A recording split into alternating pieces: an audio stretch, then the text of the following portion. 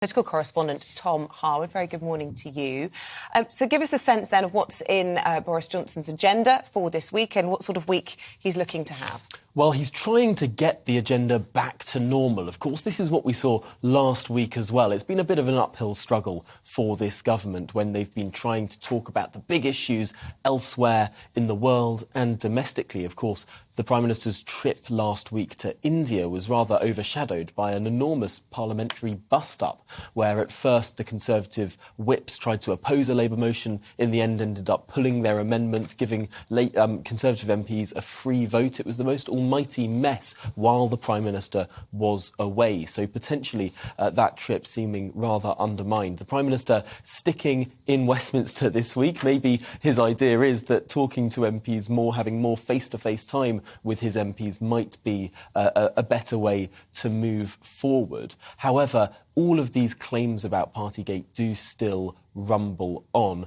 It doesn't seem like there'll be a particular crunch point this week, because last week we heard that the Metropolitan Police, in a statement, announced that they will not be posting news of any new fines until after those local elections on the 5th of May. So really what we're going to see from number 10 is an attempt to try and unify their party. Of course, it's less than 2 weeks now until those crucial local elections, so lots of campaigning to happen, and also a number 10 that's trying to move that conversation on, although no doubt there'll be many other things said by unruly backbenchers and opposition MPs. Yeah, interestingly, you mentioned unruly backbenchers. Steve Baker having put the knife in a little bit at the end of last week, and as history tells us, when Stephen Baker puts the knife in, it's often bad news for a Prime Minister. I was reading in Andrew Pearce's column in the Daily Mail, we're going to have him in at 9 o'clock to talk to us this morning.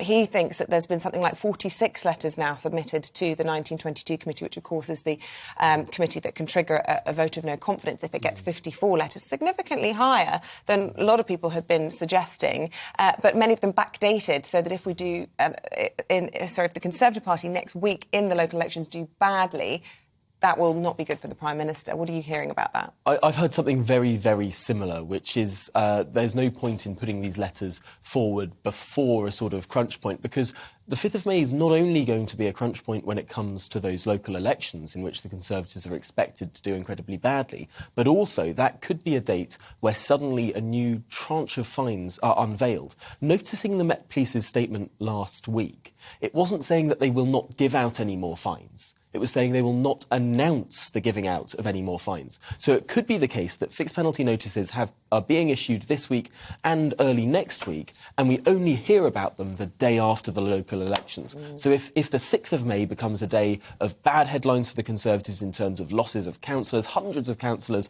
and potentially dozens of councils, as well as a tranche of new fines, potentially that becomes a crunch point. However, no one knows how many letters have been sent into Sir Graham Brady's office other than Sir Graham Brady. One point that we can look at, however, is the fact that that amendment last week was pulled by the Tory whips. That would mean that it's likely they expected that more than 40 Conservative MPs were about to vote against the government.